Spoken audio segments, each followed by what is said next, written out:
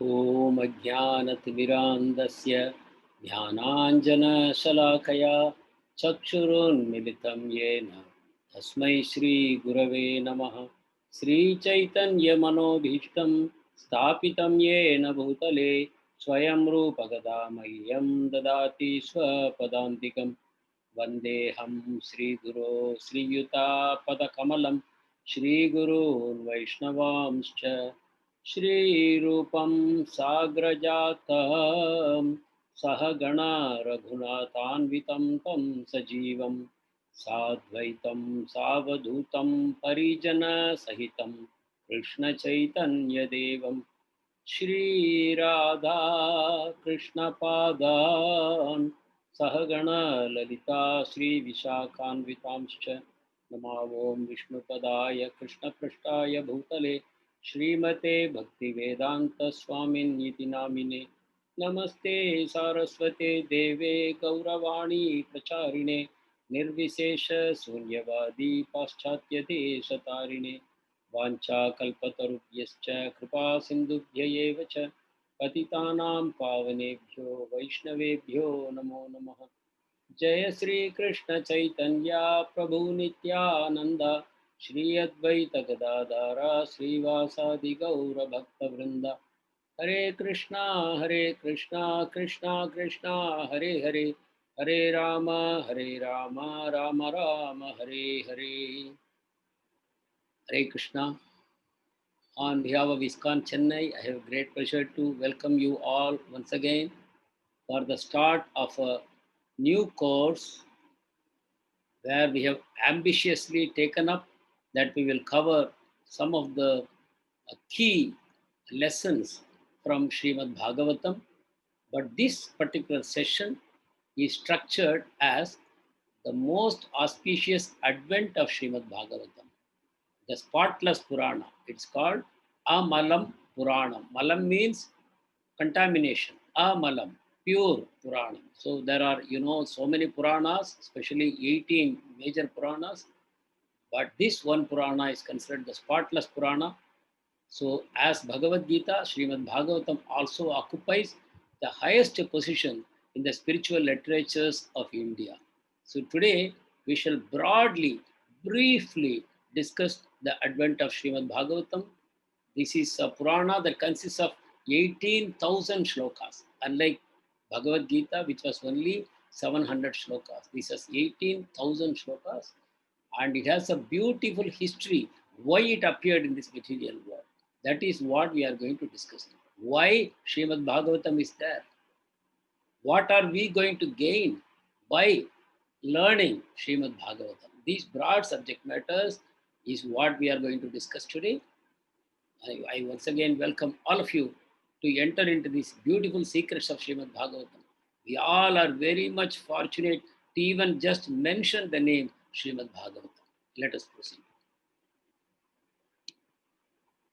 Here, I have planned this by my own intuition.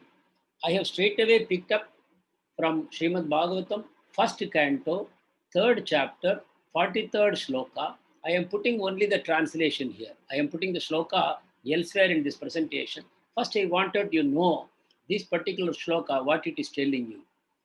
This Bhagavata Purana is as brilliant as the sun, and it has risen just after the departure of Lord Krishna to his own abode, accompanied by religion, knowledge, etc. Persons who have lost their vision due to the dense darkness of ignorance in the age of Kali shall get light from this Purana. Should we read it again? I hope you will be reading it again later on. But this is the message.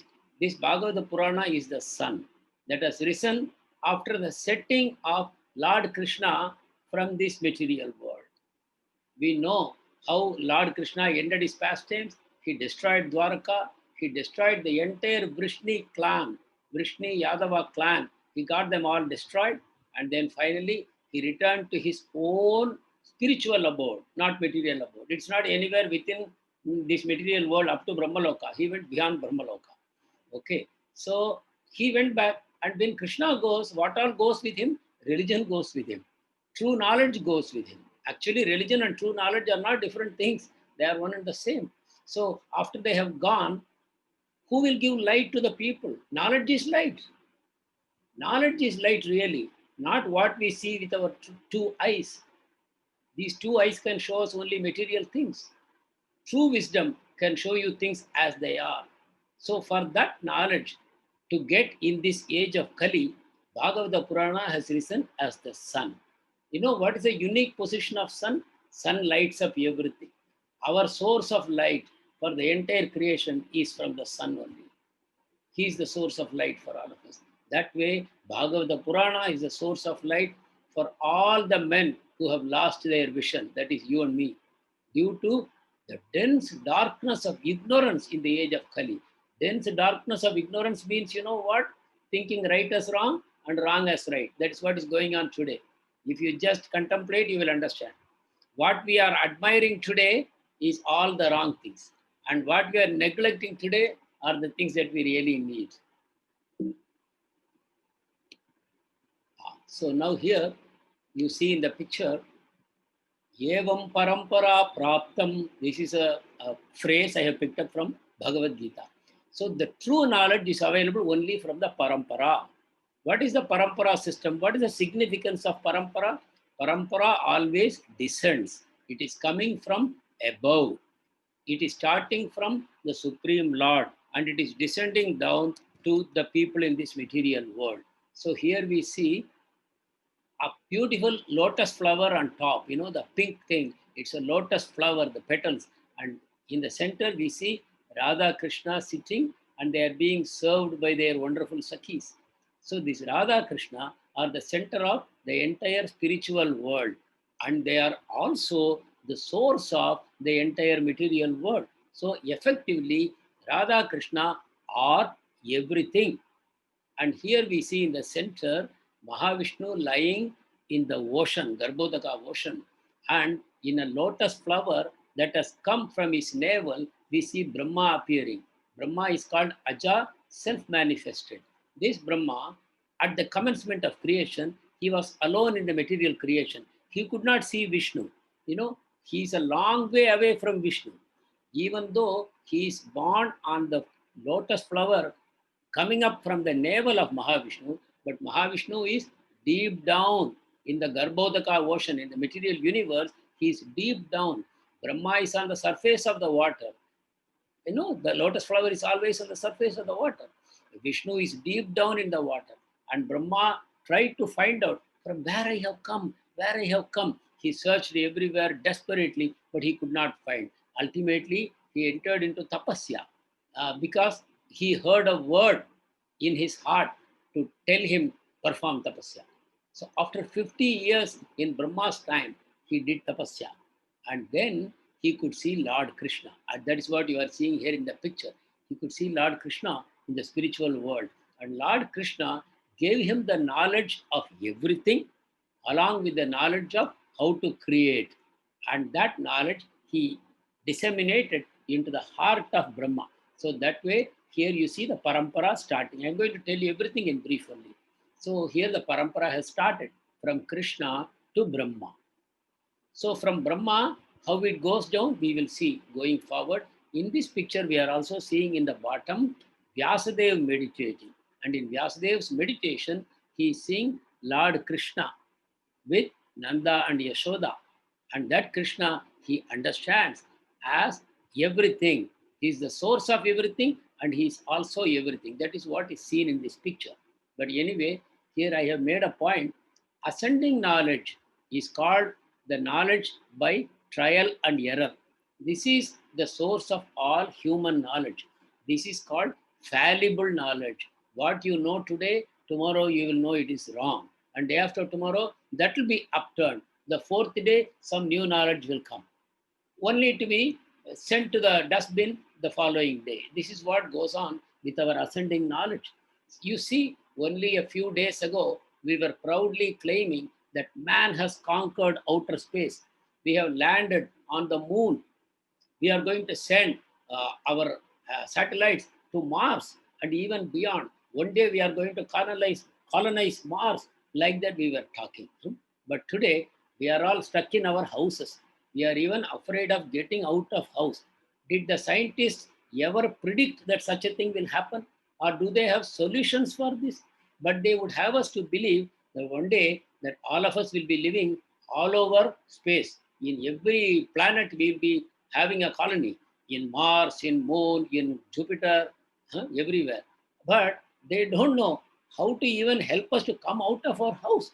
People are dying all over the place from COVID, and the scientists are suddenly silent.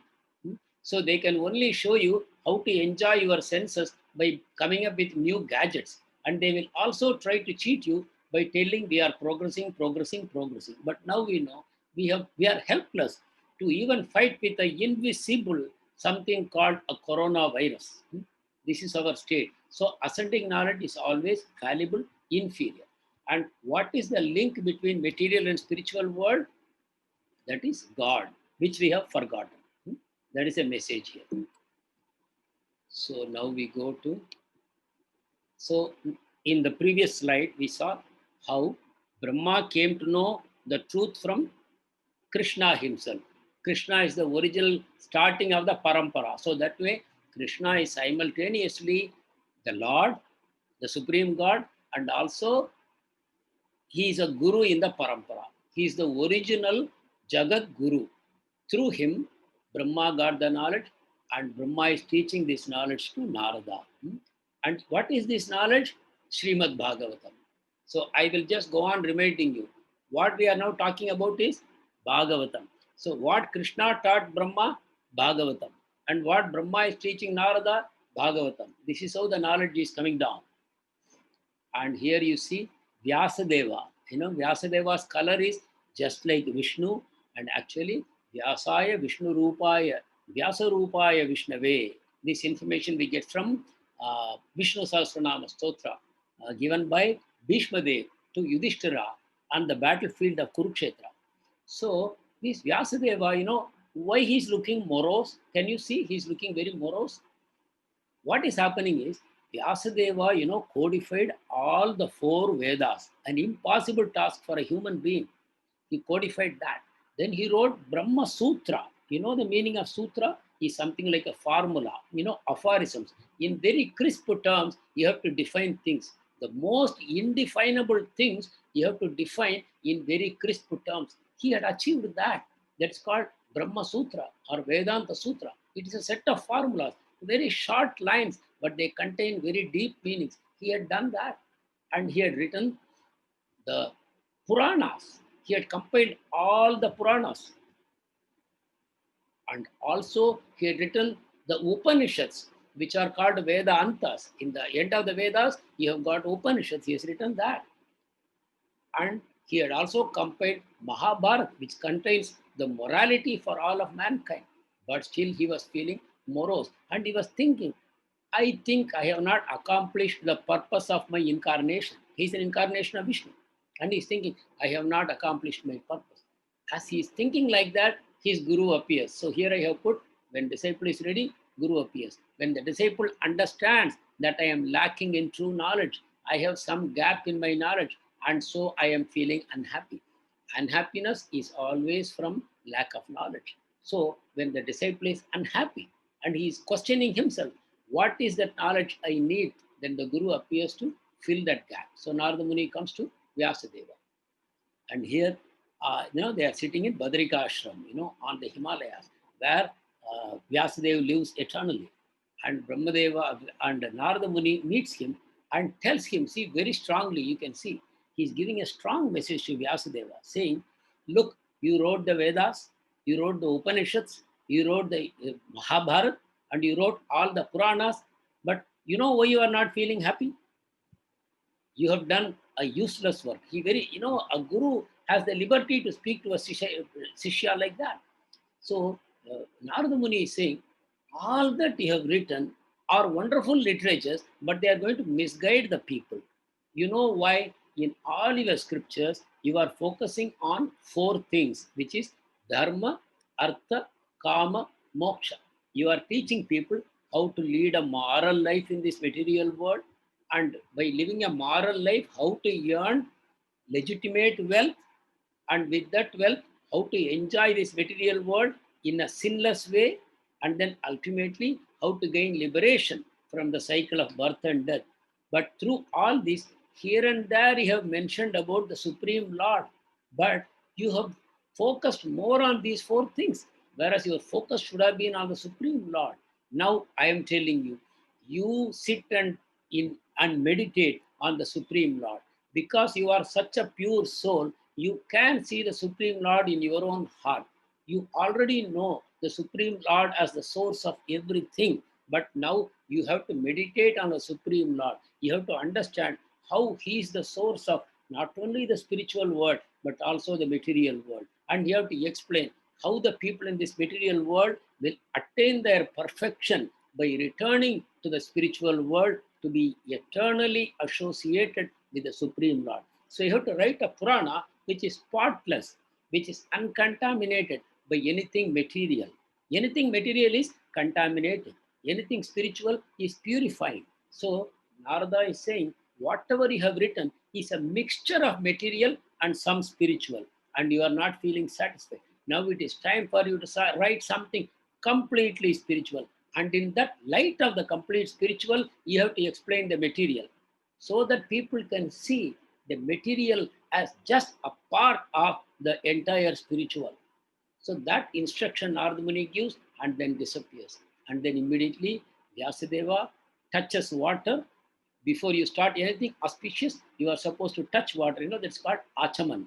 So Narada Muni does Achaman and then sits in meditation. And then instantly he sees the Supreme Lord in his heart, Lord Krishna. He sees him. Not only he sees Lord Krishna, he sees the spiritual world. And not only he sees the spiritual world, he also sees the material world, the Mahamaya, under the complete control of Lord Krishna. So then he starts writing his Srimad Bhagavatam. So this is a picture about Vyasadeva's meditation. In his meditation, he is seeing the spiritual world, which is much bigger, so big, the spiritual world. Below that, you see one small circle, one roaring lion, and Durga Devi sitting on the lion. That is the material world. So Vyasadeva could see the spiritual world is far, far, far bigger. The spiritual sky, you see the blue thing, the outline above Vyasadeva, that is a spiritual sky. In the huge spiritual sky, there are these huge Vaikuntha planets called Goloka, Ayodhya, and so many other places. And then there is in a small corner, you see there is a dark place that is called this material universe. So Vyasadeva is seeing everything in his meditation. And this is the knowledge that Vyasadeva passed on to his son, who is Sukadeva. You can see just below Vyasadeva, Sukadeva in blue color sitting. He's a 16-year-old boy eternally. He never grows up beyond that. There is a nice story of Sukadev. I don't have time to narrate now, maybe in future classes. And you can see in front of Sukadev, who is sitting, is Parikshit Maharaj, through whom the Bhagavatam has come to all of us to bless our lives with Srimad Bhagavatam. And the same Bhagavatam, what Sukadeva told Parikshit, and surrounding so many rishis heard the teaching of Sukadeva. And one of them, a pure devotee, he is called Suta Goswami. And you see in the final picture, Suta Goswami explaining it to so many other rishis in a place called Naimisharanya, to a rishi called Saunaka Rishi, and so many other rishis who were sitting with him. Why they were all sitting there, we will see in future slides. I am just going to give you a flavor of Srimad Bhagavatam, first canto, first chapter, first shloka. It may be very difficult for you to repeat after me, but I will read it twice. Try to follow. You see how the Srimad Bhagavatam starts? Om Namo Bhagavate Vasudevaya. This is how it starts. This is called Dwadasa Nama. This is the ultimate mantra for the Supreme Lord. It represents the Supreme Lord. Om Namo Bhagavate Vasudevaya. Janmadyasya yatonvayat itartascharteshvabhigyasvarat तेने ब्रह्महृदाय आदिकवये मुह्यन्ति यत्सूरयः तेजो वारिमृदां यथा विनिमयो यत्र त्रिसर्गो मृषा दाम्ना स्वेन सदा निरस्तकुहकं सत्यं परं धीमहि जन्मादि यस्य यतोऽन्वयातितरतश्चार्तेष्वभिज्ञास्वराट् तेने ब्रह्महृदाय आदिकवये मुह्यन्ति यत्सूरयः तेजो वारिमृदां यथा विनिमयो यत्र त्रिसर्गो मृषा धाम्ना स्वेन सदा निरस्तकुहकं सत्यं परं धीमहि. This is the first shloka, very first shloka of Srimad Bhagavatam 111. I have not put the translation. Translation is quite huge also. But anyway, I will just tell you, this is again an explanation of the Supreme Lord. I first told you about Brahma Sutra, right? Vedanta Sutra, formulas. The first formula of Vedanta Sutra is Janmadi Esyataha.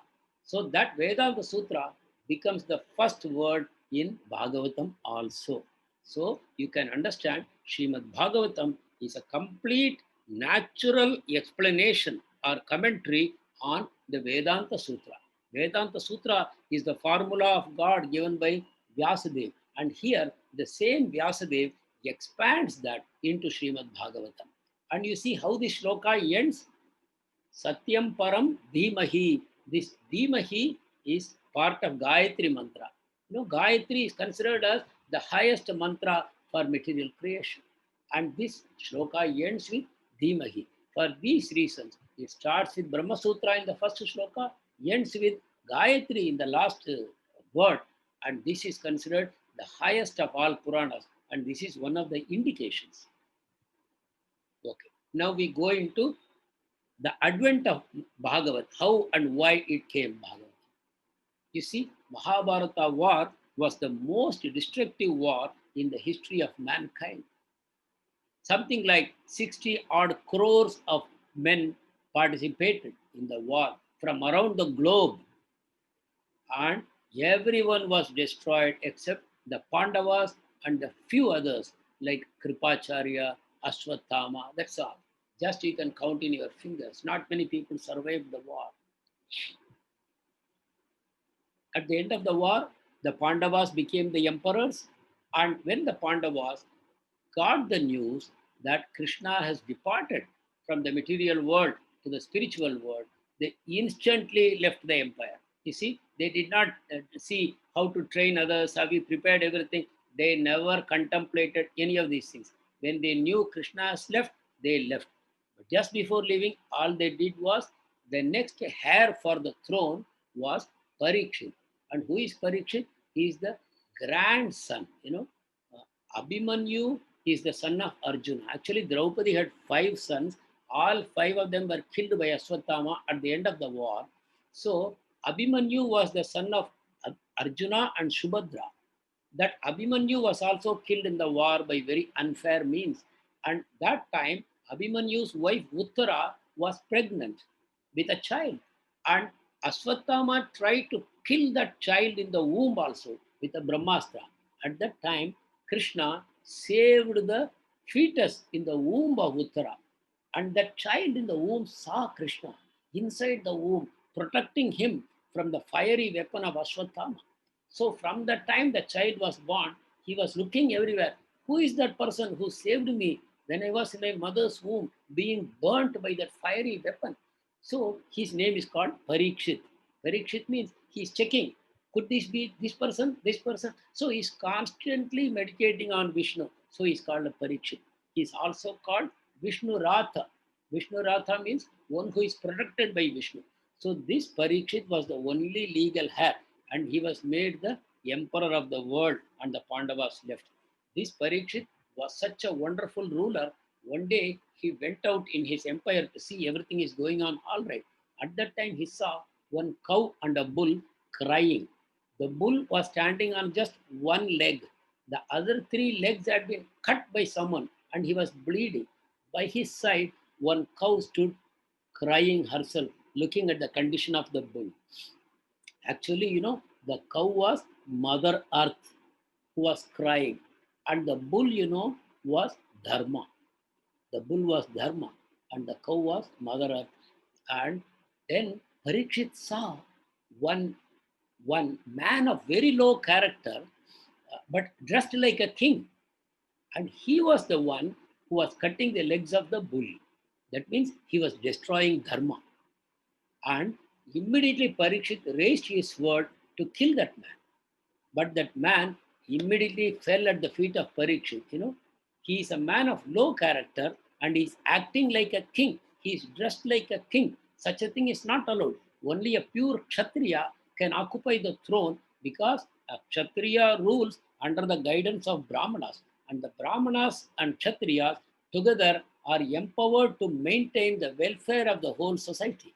Welfare of the society cannot be left in the hands of untrained, immoral people who think economic development is everything. They don't understand the moral development, spiritual development, and evolution of the soul to higher positions. They have no idea. So Kali represents all such people of low character. So when Parikshit tried to kill him, immediately he surrendered to Parikshit and he said, "See, I am Kali Purusha and my time has already started. You have to make way for me."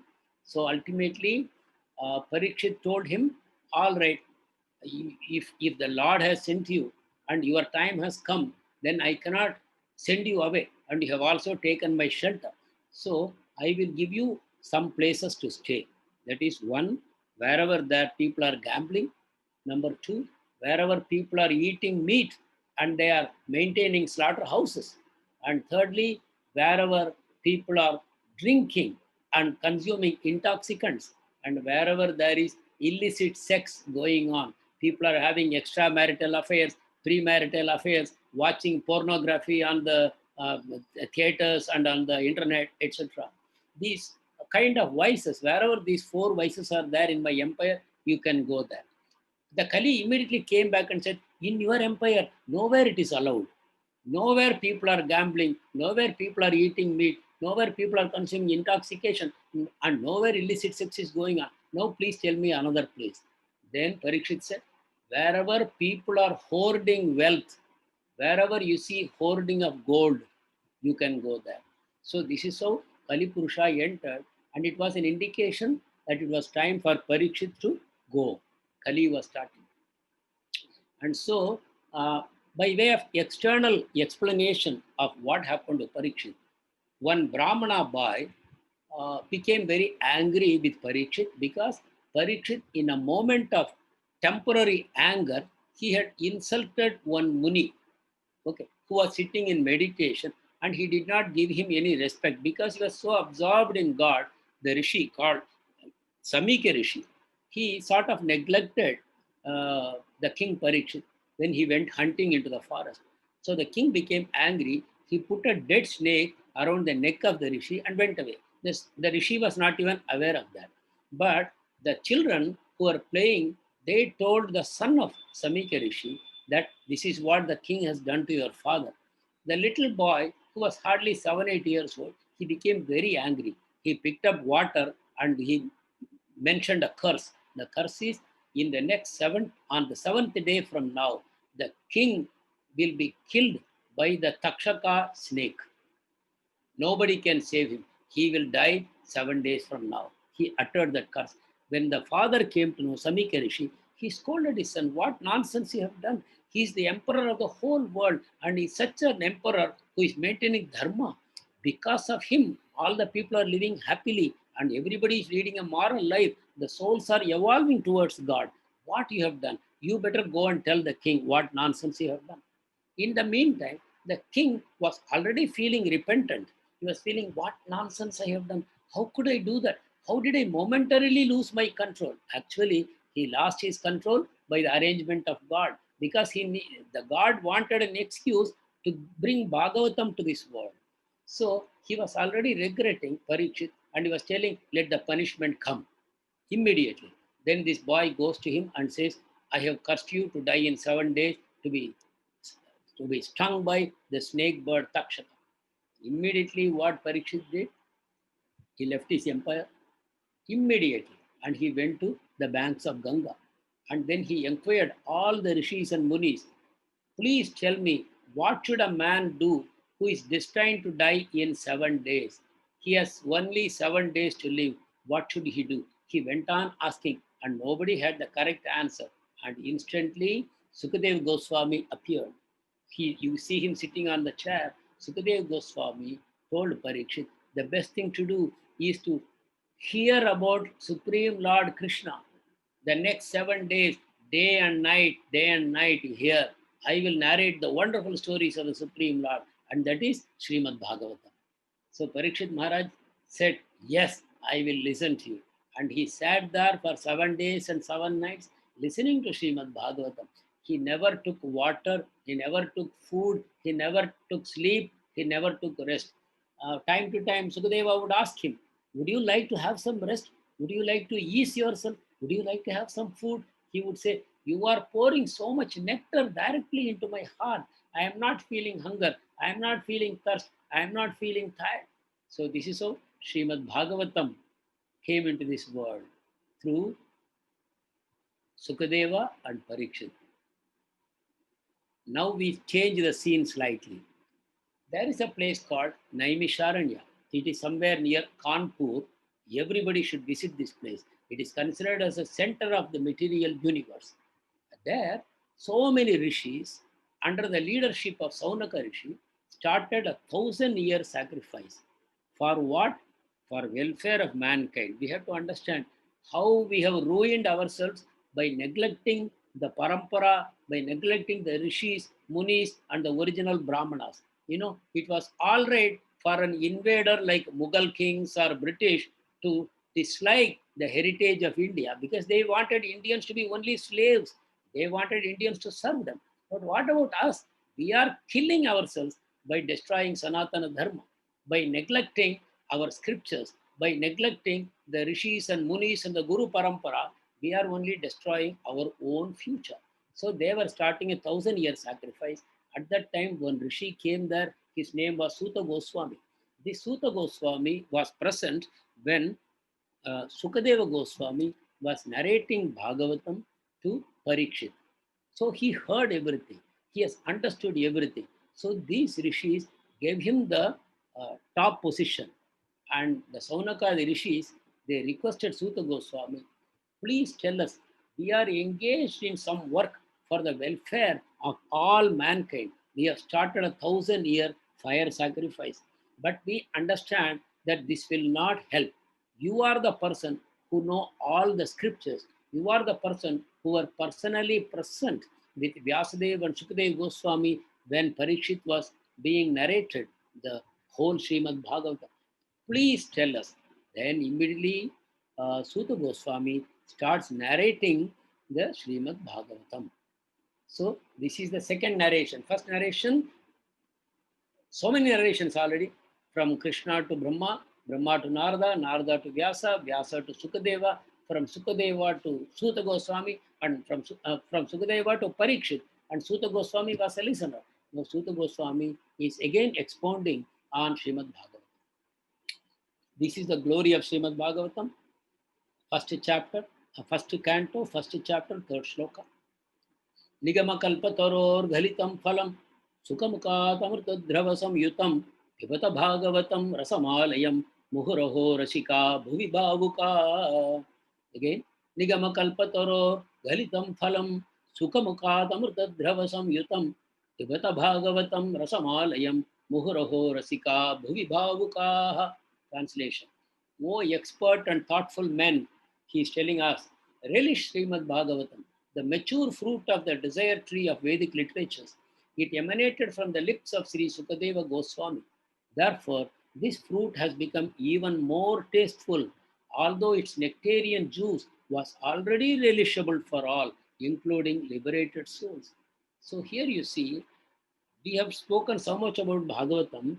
Everybody may be thinking, oh, it is going to be very high level philosophy. It is going to be very dry. How can I attentively listen and understand Srimad Bhagavatam? It is going to probably go over my head. Should I really give some time? Am I capable of understanding the very lofty philosophies of Srimad Bhagavatam. So here, Suta Goswami is telling to such people, O expert and thoughtful men, relish Srimad Bhagavatam. It is the mature fruit of the desire tree. You know, desire tree means Kalpataru. It's a tree that can fulfill all your desires. From the tree, a fruit has ripened naturally. How sweet it must be. What is the tree made of? It is made of all the scriptures of the world, all the Vedas, all the Upanishads. They constitute the tree.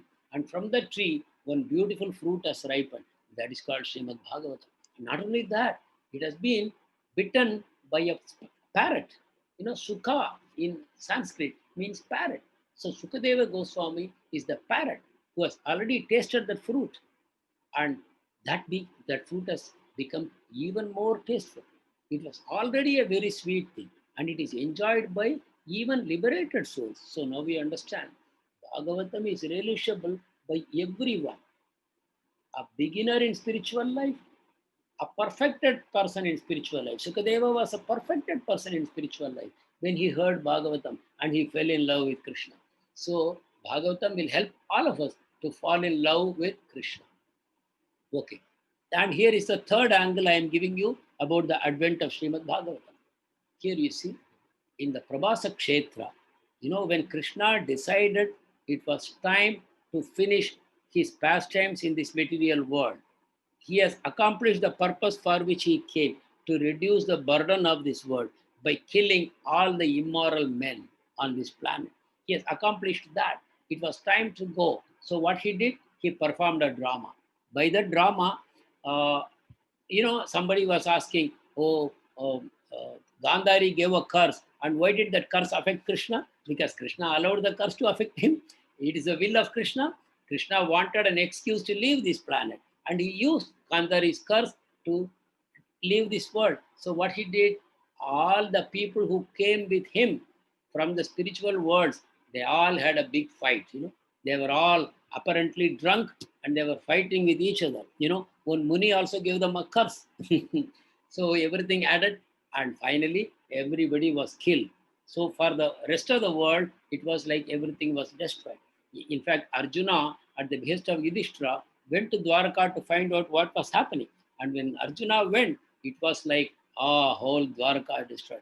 Only the queens, you know, they had all left alone. Only the women were there. And Arjuna tried to save them. That is another part of Srimad Bhagavatam. We will not go into great detail. But anyway, Krishna destroyed his own clan. You can see here Krishna and Balram fighting with their own clan. And when they were all destroyed, what's the next scene? Krishna ascends to the spiritual world, not to Swargaloka. Krishna is not going to Swargaloka. Krishna is going to Janaloka, Tapaloka, Maharloka, or Satyaloka of Brahma. No, he is just going to spiritual world. He is going past the material world. He is going to spiritual world. And see, everybody is seeing. The Devatas are seeing, Indra, Chandra, Brahma. Everybody is trying to see where the Lord is going. But how can they understand? Shiva and Brahma could understand that, oh, this is he is the emperor of all mystics, and he is going back to his place. And they all said, Jaya, Jaya, Jaya. But the lesser beings like Indra, Chandra, Varuna, Agni, Vayu, they simply could not understand. They all threw flowers, and Krishna simply ascended to the spiritual world. And along with Krishna, what went? All religion, all dharma, all good character, everything went with Krishna. And here we see another shloka, Srimad Bhagavatam, first canto, third chapter, 43rd shloka. Krishne swadamopagate dharmajnanadibhi saha kalau nashta drishamesha puranarko dunoditaha.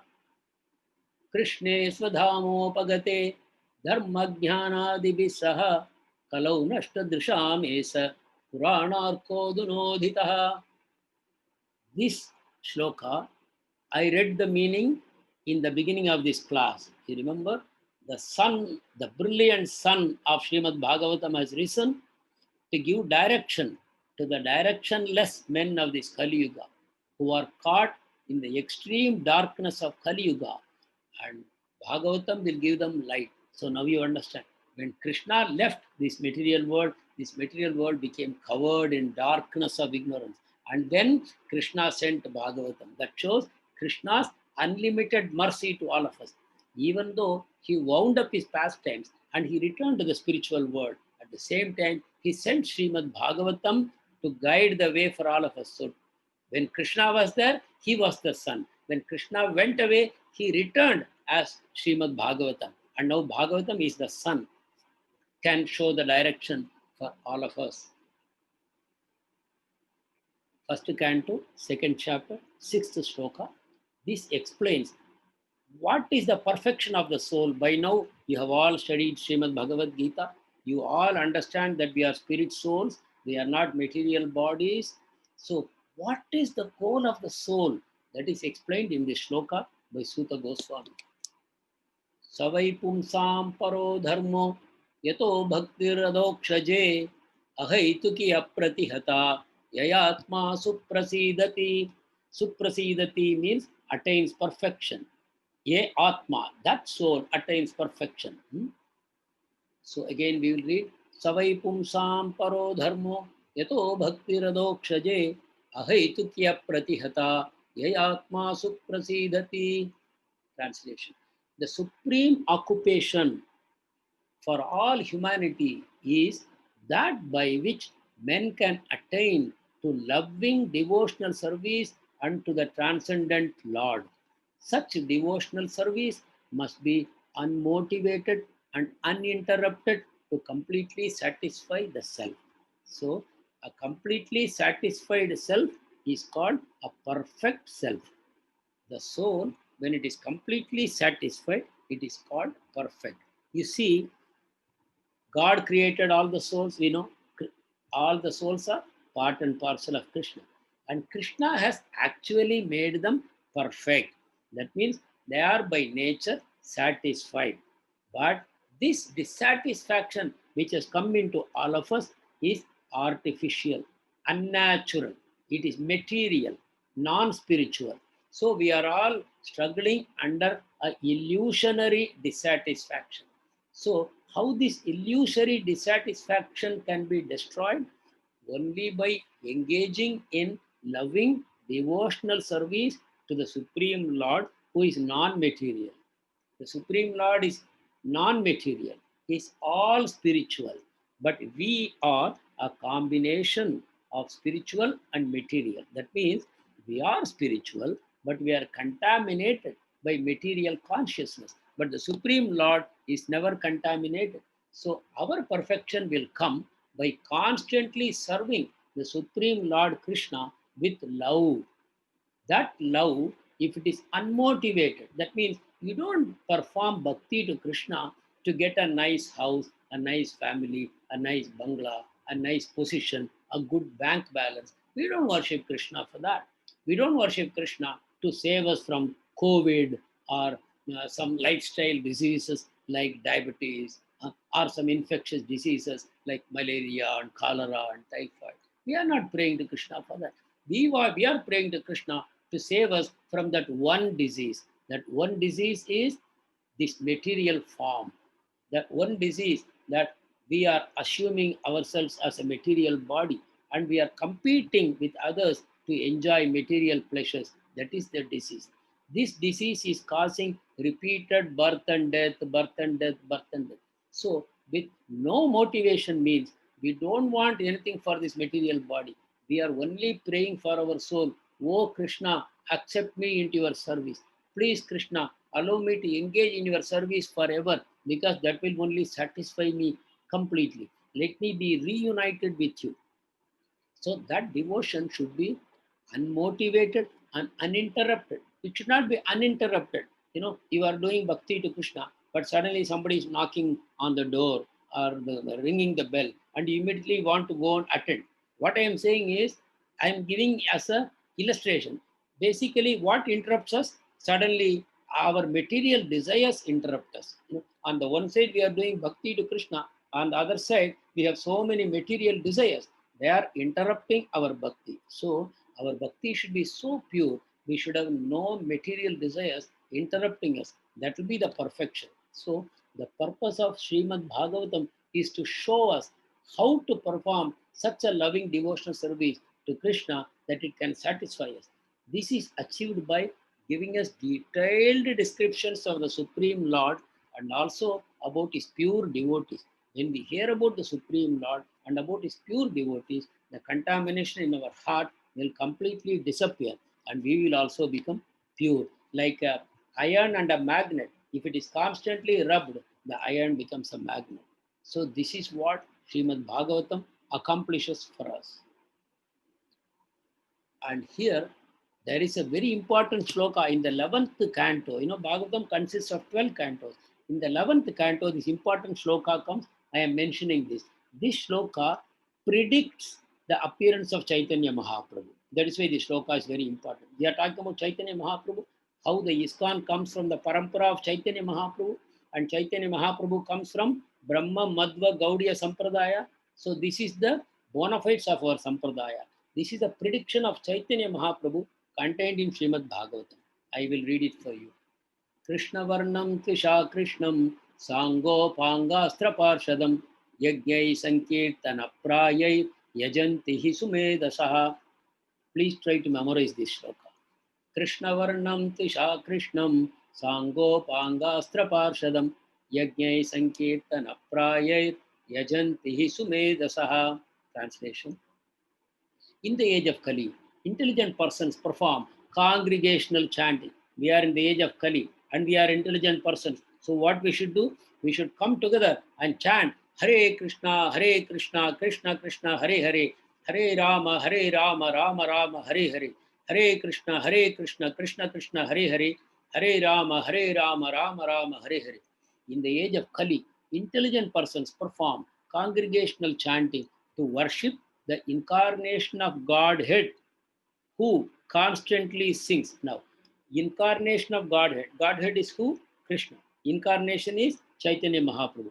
So, the Supreme Lord has incarnated as Chaitanya Mahaprabhu and he is teaching congregational chanting of the holy name. This was the entire preaching of Chaitanya Mahaprabhu. In fact, he inaugurated this congregational chanting called Nagara Sankirtan. Chaitanya Mahaprabhu inaugurated 500 years ago in Bengal when it was under the rule of Muslims. And the Muslims would ruthlessly kill people whoever demonstrated their Hindu faith in public. You are supposed to do it in great secret, whatever you are doing. And you are always under the threat that Muslims will attack you. But if you come in public and demonstrate this Harinam Sankirtan or display your love for Krishna, etc., you will be killed. But in such a situation, Chaitanya Mahaprabhu inaugurated the congregational chanting of the holy names by taking a huge procession of tens of thousands of people to the house of Chand Kazi. He was the representative of the king in Mayapur. And when he met Chaitanya Mahaprabhu, he surrendered to him and said, I realized that you are the Supreme Lord. And he took his shelter. And then the Nagar Sankirtan started to happen all over India. This is how Chaitanya Mahaprabhu started. So, to worship the incarnation of Godhead, who constantly sings the name of Krishna. This was the feature of Chaitanya Mahaprabhu. He was constantly chanting the names of Krishna. Now you see one more proof. Although his complexion is not blackish, what is the color of Chaitanya Mahaprabhu? Golden color. That's why Chaitanya Mahaprabhu was called Gaura Hari.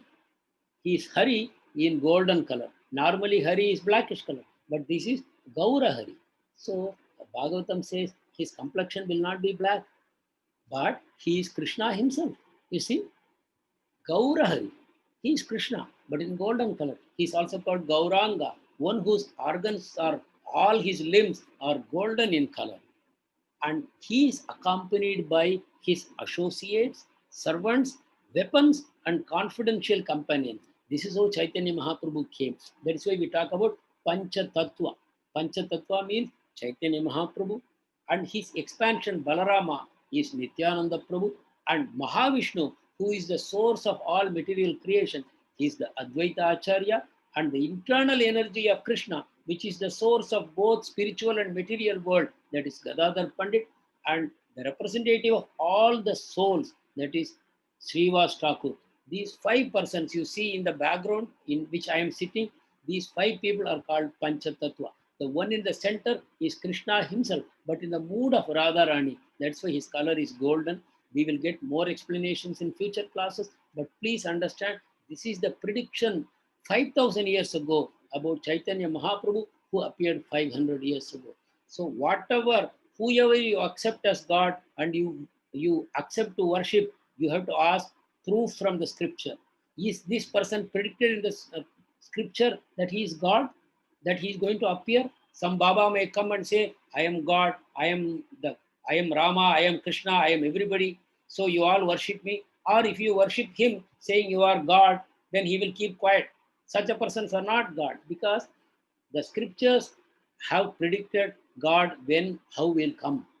The arrival of Kali is also predicted that is going to happen another 4,30,000 years from now.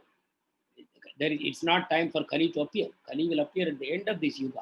So Chaitanya Mahaprabhu never claimed he was God. He always claimed that he was a devotee of God, and he has come to teach the world how to perform devotion by his example.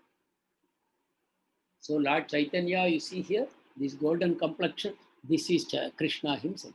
He captivated all living entities by his love. When he went into the forest of Jarikanda, the lions, the tigers, the elephants, the deer, the bears, they all embraced each other and they started dancing. They forgot their natural enmity. This is the quality of the Supreme Lord. When the Supreme Lord is there, when the consciousness of the Supreme Lord is there, all enmity is forgotten.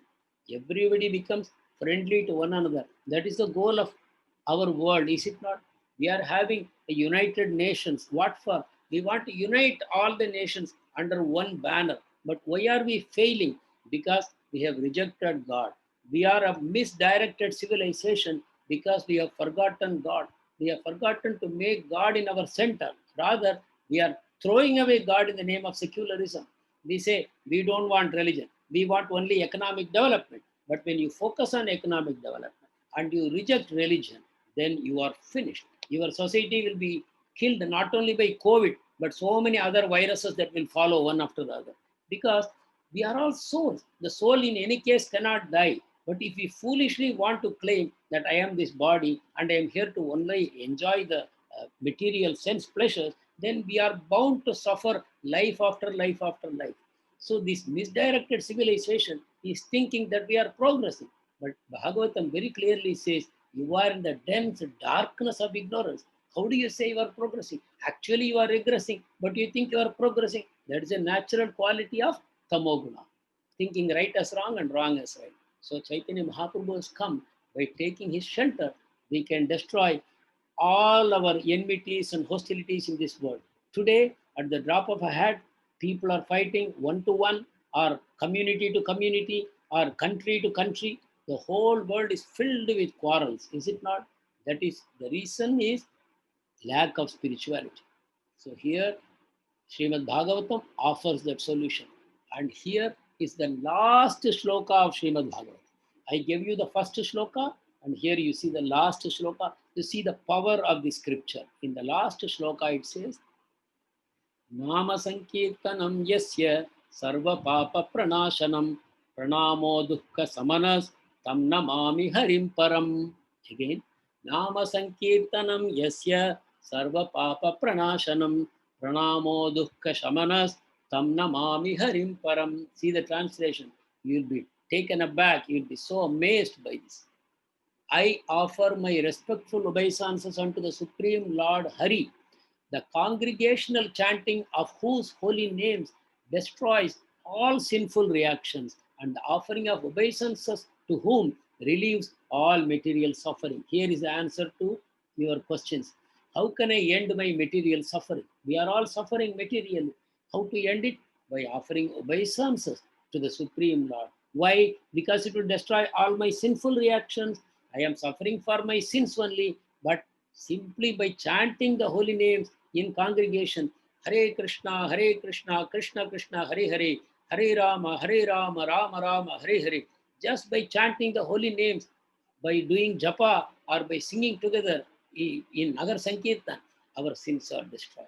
We have to sing the name of Supreme Lord Hari, and this is given in Srimad Bhagavatam 5000 years ago as the solution for Kali. Now Kali is advancing. So Krishna came as Chaitanya Mahaprabhu 500 years ago to teach us how to perform this congregational chanting of the holy name, how to come together. All the devotees should come together. We should have one community of Krishna devotees. Prabhupada has already inaugurated this in the name of the International Society for Krishna Consciousness. He said, this is the United Nations that people are looking for, not the United Nations in New York, where the number of flags are only increasing every year. That means people are becoming split into more and more countries, more and more nationalities. But we want United Nations. We want the number of flags to go down, and there should be only one flag. What is that flag? The flag of Lord Krishna. That should be the only flag under which the whole world should unite. All the boundaries should disappear. The whole world should become one family of Lord Hari. And this is given in Srimad Bhagavatam, this solution. Now you can understand why Srimad Bhagavatam is the greatest literature for all of mankind. It's not a sectarian literature. It's a literature for all of mankind. Not only all of mankind, for all living entities. Because today you are man, tomorrow you become an animal in your next birth. Or today animal, next birth it can become a man. So we are not only looking for a solution to man, we are looking for a solution to all the fallen souls of this material creation. So this is the solution, Nagar Sankirtan. People are going out everywhere with mridanga, with kartals, and they are singing at the top of their voice the holy names Hare Krishna, Krishna Krishna, Hare Hare, Hare Rama, Rama Rama, Hare Hare. Look at these young boys, how they are absorbed in the holy names and how much joy they are experiencing. They are not taking drugs, they are not taking liquor, they are not engaging in illicit sex. Simply by chanting the holy names of the God, coming together like minded devotees and singing loudly the names of God, see how happy they all are. This is a contribution of Chaitanya Mahaprabhu, which is being carried forward by Srila Prabhupada's ISKCON today. And it is predicted that ISKCON and the books that Srila Prabhupada has given will be the law books for the spiritual life of mankind for the next 10,000 years. Those who take advantage will finish their material business and go back to Krishna. Others will live to see very bad days. Even today, we are so afraid. We are so stuck at home. We don't know whether I have already caught the disease, when it will catch me. So many people known to me have died. When it will come to me, when it is my turn. This kind of fears. Is it the only fear we have? We have unlimited fears. Every time some fear dominates, that's all. This fearful life we can end by realizing our true spiritual consciousness, by constantly chanting the holy names of Krishna. Hare Krishna, Krishna Krishna, Hare Hare, Hare Rama, Rama Rama, Hare Hare. This congregational chanting is taking place right now throughout the whole world, in every continent, in every town and city. This was also predicted by Chaitanya Mahaprabhu 500 years ago. And here you see the founder Acharya of the movement. He is singing and dancing the holy name of Krishna. He is now anywhere between 75, 80 years of age. You see him in this picture. His shoulders are thick with garlands given by his devotees, and is so lovingly singing the holy name of the Lord, and is making everyone sing and dance. And this is the perfection of life. Just by singing, dancing, and eating Krishna prasadam, and talking and hearing about Krishna all our life, we can perfect our life and go back to Krishna. So with this, we come to the end of this session. I have just given you very briefly an introduction to Srimad Bhagavatam. In the coming weeks, we shall try to dive into some of the treasures of Srimad Bhagavatam. I request all of you, I hope most of you have already got Srimad Bhagavad Gita as it is at home. If you don't have, kindly get hold of it. We are only giving you a faint taste of these wonderful literatures. Just to have these books at home is extremely purifying. It is like having the sun with you. It is like having the light with you, which will light your path of darkness in this age of Kali. And if you want to have Srimad Bhagavatam That is very, very wonderful. Srimad Bhagavatam, 18,000 shlokas. So naturally, it's about 18 or 19 books together. It's a set. If you want, you kindly have it. It's so wonderful. As we get into classes of Srimad Bhagavatam, you will find it very useful to have these books. And then Chaitanya Charitamrita, I have no words to describe the beauty of it. But only thing is, it is said, unless you have understood Bhagavad Gita, you won't be able to relish Bhagavatam. And unless you understood Srimad Bhagavatam, the wonderful tasteness of Chaitanya Charitamrita may not be understood. Because why? Slowly our contaminations disappear, and then we are able to relish the true nature of the soul more and more. So it is a contamination which is stopping us from relishing. If you want, you can start reading Chaitanya Charitamrita also. I really love to talk about Chaitanya Charitamrita. Maybe we have to wait for some future sessions to do that. Thank you all very much. Once again, let us chant the Mahamantra 3 times and close this session.